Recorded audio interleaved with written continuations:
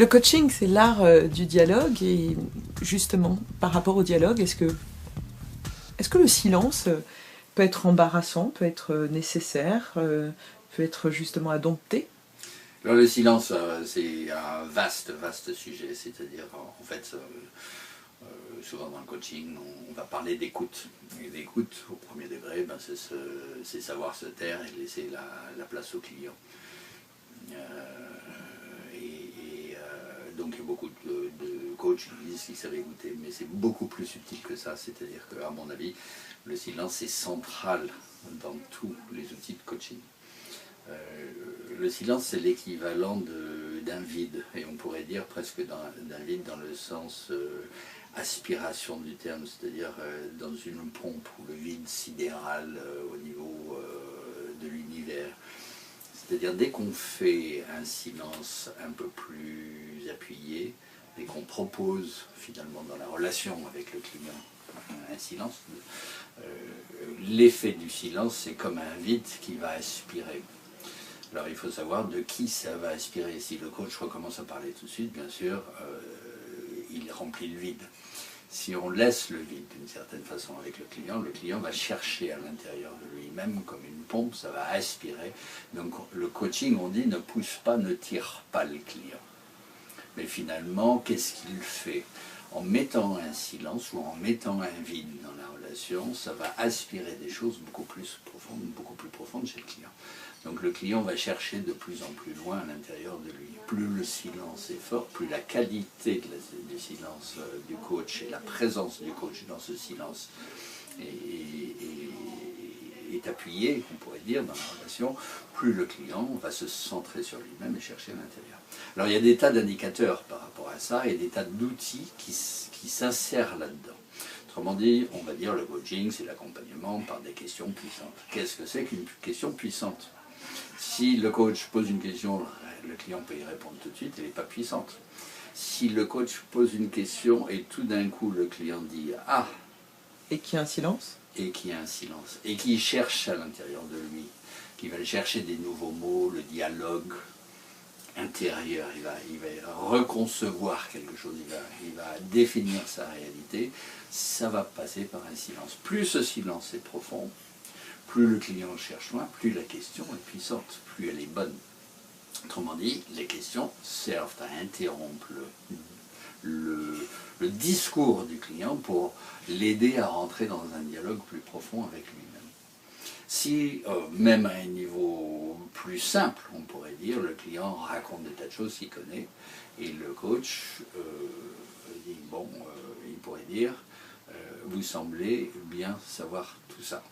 C'est très clair pour vous. Alors, en fait, en disant ça, le coach interrompt le discours du client, lui dit tout ça, vous le savez, il met un point, et ensuite il ouvre en disant, alors, ça signifie au client, arrêtez de remplir le vide, commencez à plonger s'il vous plaît. Ça va mener à un silence, donc c'est une interruption qui mène le client au bord d'un genre de précipice dans lequel il ne rentre pas en discutant, en racontant sa vie finalement. Et on pourrait dire, donc le coaching est une approche interruptive qui oblige le client, qui invite le client à rentrer dans son silence. Si jamais le client dit quelque chose et il y a un mot auquel il ne prête pas attention, le coach va relever ce mot. Il va dire, vous avez dit... Et il va appuyer un mot. Et ça, c'est aussi proposer au client d'arrêter de continuer sur son discours et de se dire qu'est-ce que ce mot révèle ou qu'est-ce qu'il cache, pourquoi j'ai utilisé ce mot, qu'est-ce qu'il y a derrière ce mot. Et il va plonger un peu plus dans la recherche de son dialogue intérieur, de sa vérité qu'il a annoncée, mais sans vraiment y prêter attention. Donc en fait, on pourrait dire que presque toutes les techniques de coach sont des techniques qui recentre le client sur une recherche dans son dialogue intérieur, et le silence est l'outil principal. Les autres techniques ne servent qu'à inviter le client à rentrer dans son silence.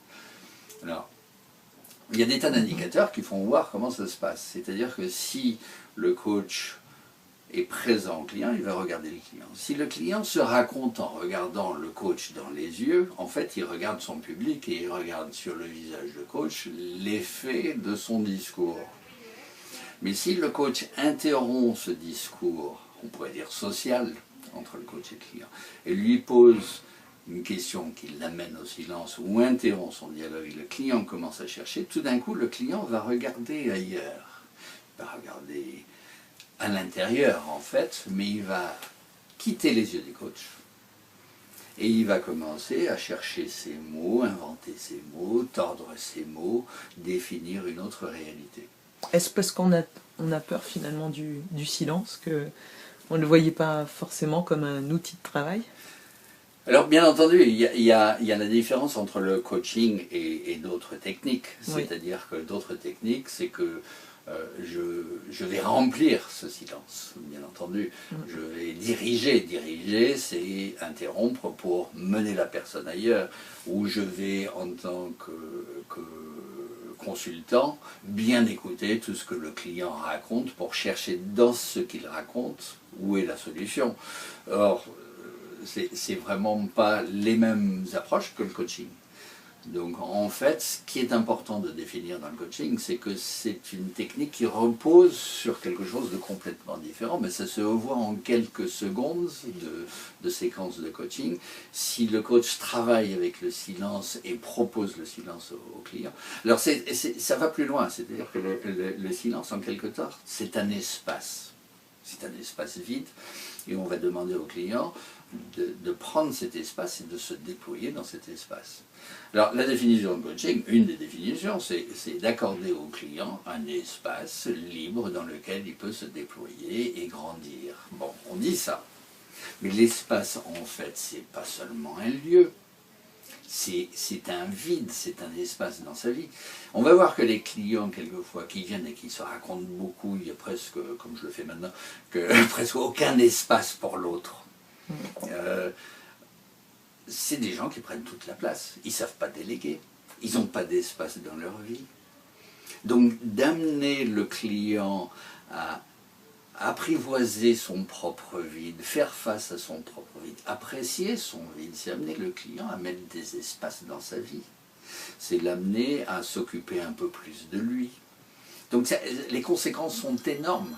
Donc ça ressent. En termes de processus d'accompagnement pour apprivoiser le silence et accompagner le client pour qu'il apprivoise son propre silence. Alors, merci beaucoup Alain. Et ce qui est assez drôle, c'est qu'autour de nous, il y avait beaucoup de bruit pendant qu'on parlait du silence. C'est étonnant comment l'univers conspire. N'est-ce pas?